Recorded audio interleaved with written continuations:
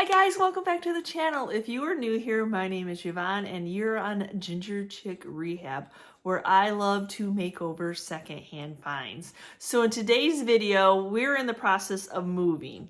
So I'm going to not only take my decor with me, but you know, when you get something new, you like to bring in something new also. So in today's video, I have some less than desirable secondhand finds that I want to share with you how I made over to make them something pretty for our new house. I told you they were less than desirable. That this does not seem like a very exciting video, but y'all, you just wait. I'm going to transform these broken down pieces, which you think, oh, well, this one isn't broken, but it's missing its third piece on the bottom. There should be one more piece and it was missing. I have this metal galvanized piece, though I am a galvanized lover. The pieces like this, you know, they're not really a fast seller. And then we've got some, just the, you know, those are kind of boring, aren't they?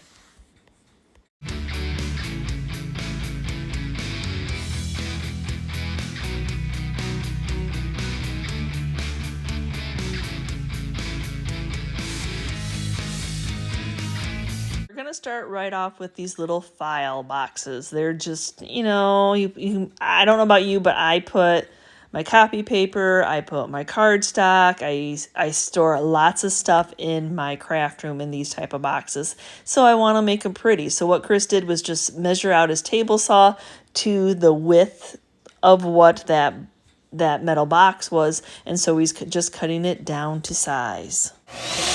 To the miter saw and do the same thing. He's cutting it down so it fits right flush on the front of it. So we repeated that process 3 times because I'm going to be doing it on 3 boxes to having a trio. So this is just like pieces of pallet wood. He works at a pallet shop, if you did not know that. So this is some of the material that they have laying around that he can buy offcuts of. So this is really raw wood. It's freshly dried wood, so it is rough. It's very rough in texture. So I need to get those sanded so they're nice and smooth, but I also need to sand the front of the metal also so it gives something for the glue to adhere to. And now I'm going to give this a nice clean with some rubbing alcohol, just something to prep this thoroughly, make sure that it is completely dry. I don't have that kind of like skill to be able to drill a hole and put a screw in. It'll stick through the other side. You can't really reach in there to stick a bolt or a nut. And you're storing stuff in there. So if you have anything sticking out, it's going to mess that all up. So my option here is to glue it. So I'm using Quick Bond, Quick and Thick glue, which is a multi-surface glue, but I'm also using some Gorilla Glue that is like E6000. So I'm going to be putting a generous amount of glue on this.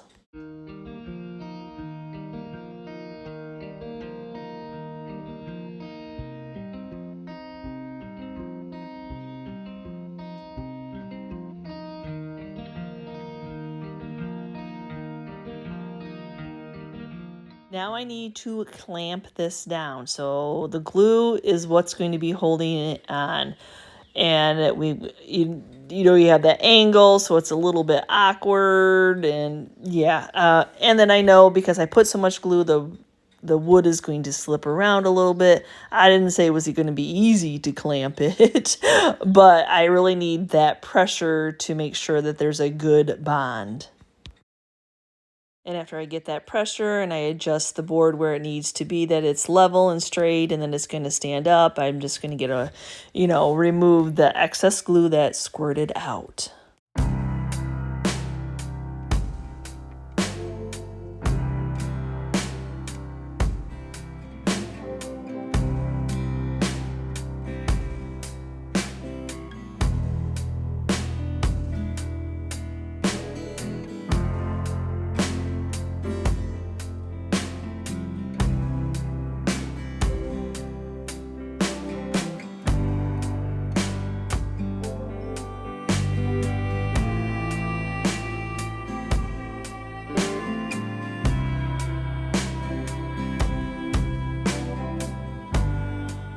I did not try to rush this process. I let those completely dry overnight, almost 24 hours, y'all. So well worth it since I'm not going to be able to screw nail any of that in. But I want to treat these like they're all one, that they are made out of the same piece of wood. So that's why I am taping them all together, making sure you would at first glance think that they are all alike, but the one in the middle is just slightly different. So that'll throw it off a little bit, but I'm not too worried. It's the wood itself that I am focusing on. So that's why I'm using tape as a clamp to keep the three of these together. I want to make them look like they're made out of recycled wood. Not only do I want to make it look like it was one sheet, but I also want to make sure that it looks like recycled. So these are Funky Junk stencils. Love these things. So this is the palette one, and the other one is the shipping container one. I'll have them linked down below. She's got some awesome stencils, y'all. So for my paint color, I just have Fusions, coal black, that I'm just using a makeup sponge dabber to apply it. So this is a dry, so minimal paint. It does not have to be full coverage. You just want to make it look like it was just quickly stamped on.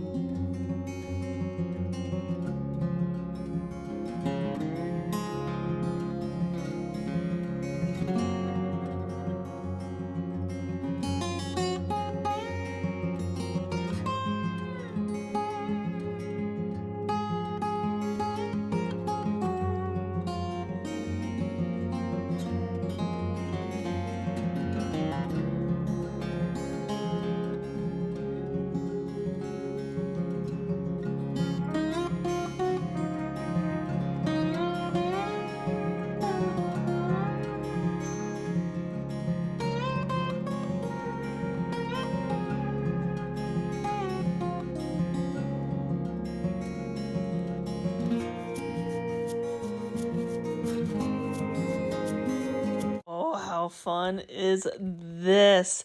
And then to make them as a trio, treat them all as one. Oh my gosh. So this is really dry wood, like I said earlier. So I am sealing this in with some Varathane natural wax. I'm going to be adding some age to it, but I wanted to get that wood sealed in first. Now I've got some Waverly Antiquing Wax. I'm just going around that really raw edge, and then I'm going to shadow it. I'm going to blend it in, but I did not want to separate it because I still want them to look like they're, it was one piece of wood.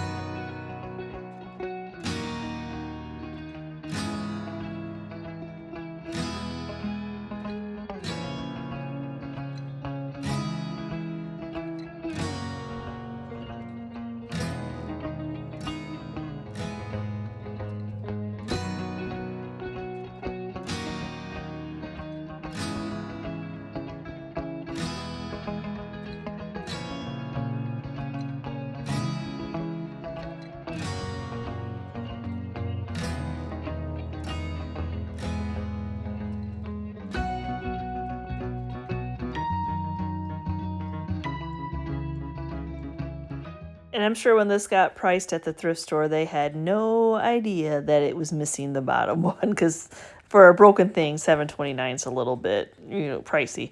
But yeah, so I love the numbers, but I don't have all 6. 5 and 6 are missing. So we're going to have to come up with another idea for this piece.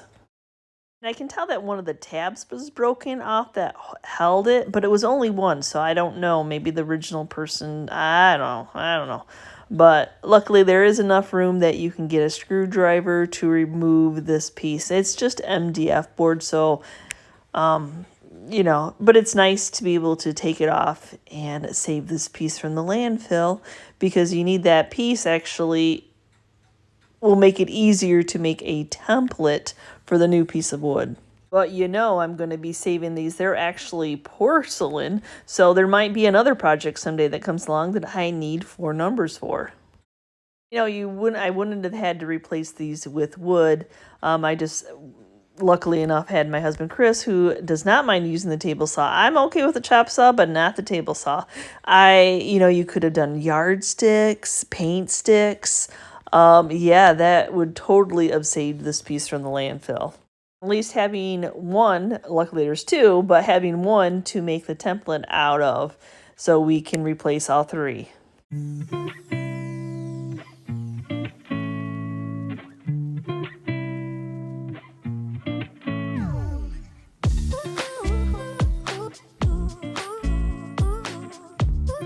I'm going to go ahead and give these a sanding. Like I said, this is really raw wood. It's really grabby. I don't want to make it completely smooth because I don't want to take that palette look off of it. But yeah, 220 grit will just knock down that roughness.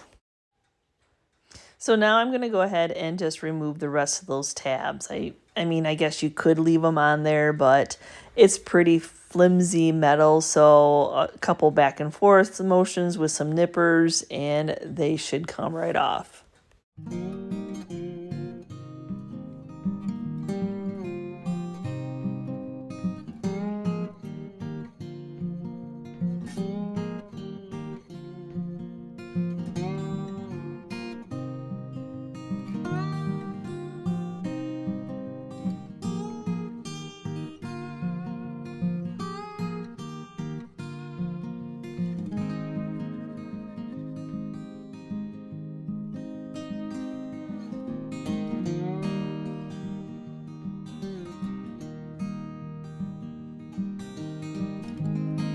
I'm sure you're wondering, if I remove those, how am I going to attach these then?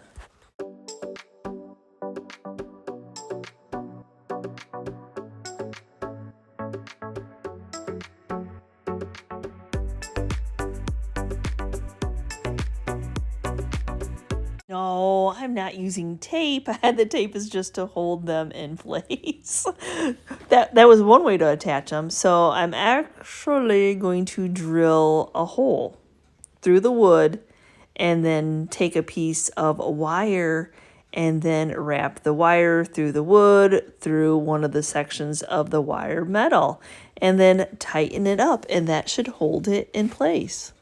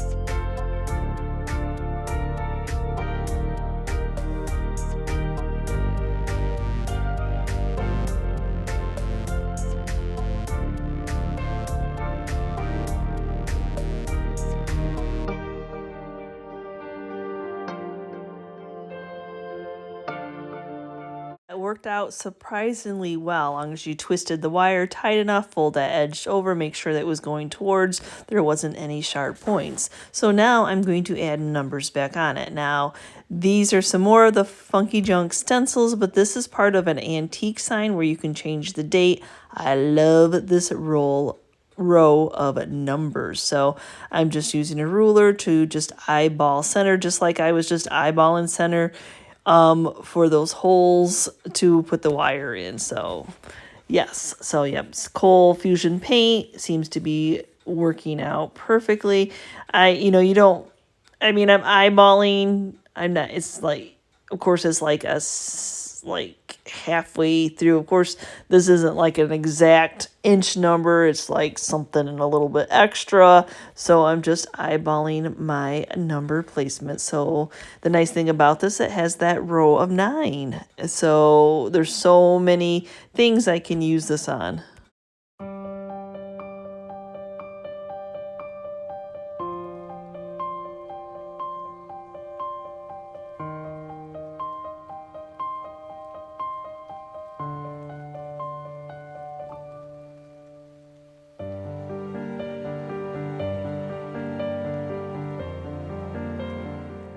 Try to clean my stencils as soon as I'm done with them. If I don't have a bucket of water in the workshop, I will use just a Clorox wipe, just something to get that paint off. Now remember, I said this was really dry wood, so I was just going to share with you. I'm going to start off with the antiquing wax, and it's going to give it just a little bit different because the antiquing wax is going to soak in since I didn't pre-do the natural first. So just depends on what you're looking for. The hard thing about this technique is sometimes you're not necessarily going to be able to get rid of that harsh line that the antiquing wax may cause. I thought, well, I'll just share with you, this step just in case you were curious. But yeah, so it just makes it a little bit deeper, darker, a little bit more of a crisp line that may not blend in as much as you'd want it to.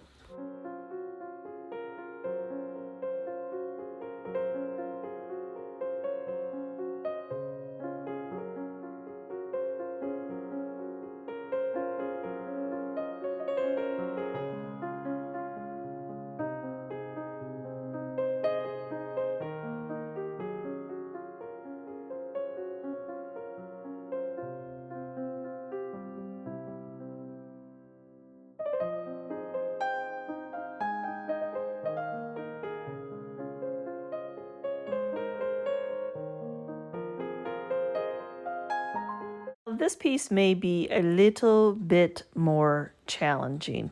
So I am going to have to start off with sanding it. I removed the tag. Why is it when you hit your button, all of a sudden it's just taking a picture? So yes, I needed to pop that off because that was going to cause problems. And I know the middle one is a little bit raised, but that's okay. I think I can still get it to glue. But yes, I need to sand that, get that shiny off so that the glue has something to grab onto. I'm going to go ahead and smash these little knobbies down just a little bit more. I have a piece of wood behind it to give me some resistance, something to hit onto. And then Chris took measurements for this piece to cut the 3 pieces down for me, though the one in the middle, of course, is going to be thinner. I didn't want to try to glue like one hole. I didn't want to try to glue just 2. I wanted to keep that same look like there was multiple pieces. So yeah, just getting these sanded smooth so there's not so much, not sanded smooth, but just so the really heavy texture is not grabby.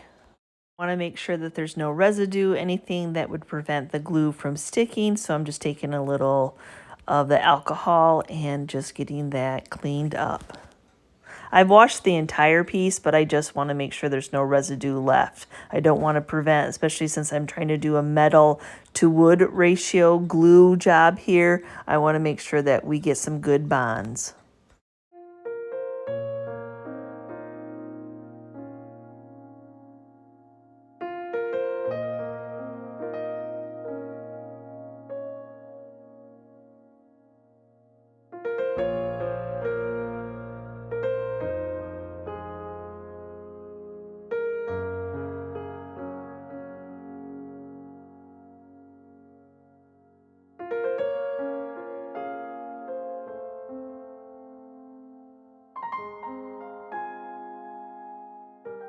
Now to clamp this one, we usually would have a million, I kid you not, probably a million, I don't know, maybe one shy, clamps in our workshop. But since we're moving, I only have a few to work with. So I used 6 on the other project and I only have these 2 left.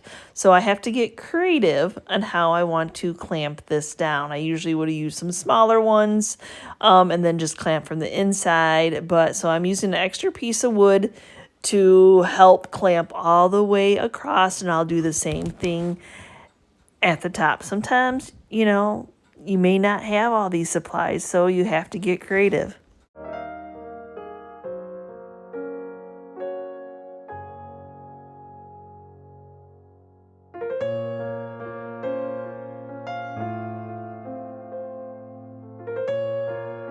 I let this dry completely overnight, almost 24 hours, to make sure that I had a good bond. Now I need to do a little sanding on this only because I want to make sure these are a little bit more even. It could be my glue job. It was just a guesstimate. You try to get an exact match, but when you're lining wood up like that, it's a little bit on the hard side, but nothing the sander can't help me out with. But I don't want to keep the galvanized look. So now I'm going to tape off all the wood that I just put on there because I want to paint the galvanized. And you probably think, well, you should have painted it first and you wouldn't have had to worry about it. But I didn't want to get paint. So do I tape off that or tape off the front before I put the wood on? Either way, I was going to have to tape it off. I didn't want paint underneath where I was gluing. I wanted to have a really good contact with that wood and metal.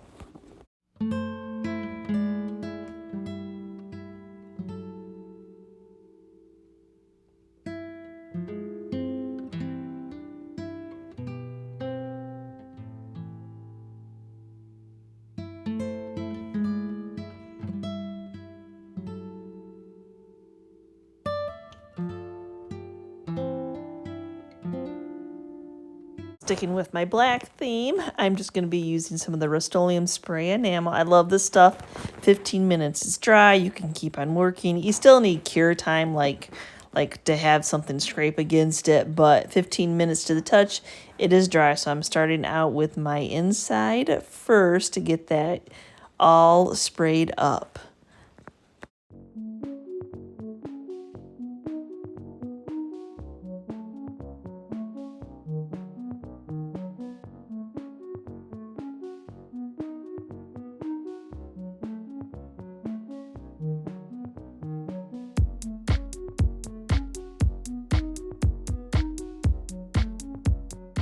I'm right back to my Funky Junk stencils, keeping with that palette salvaged wood theme.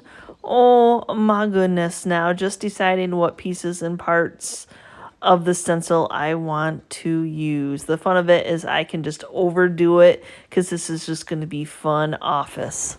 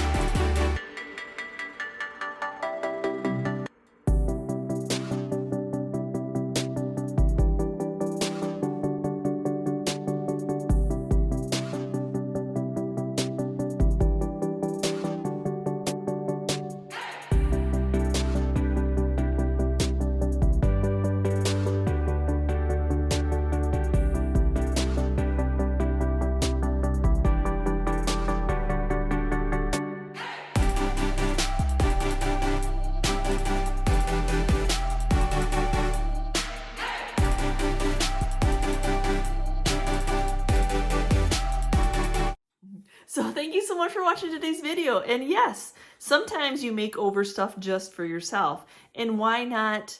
I've got this beautiful new house. I've got this beautiful office space.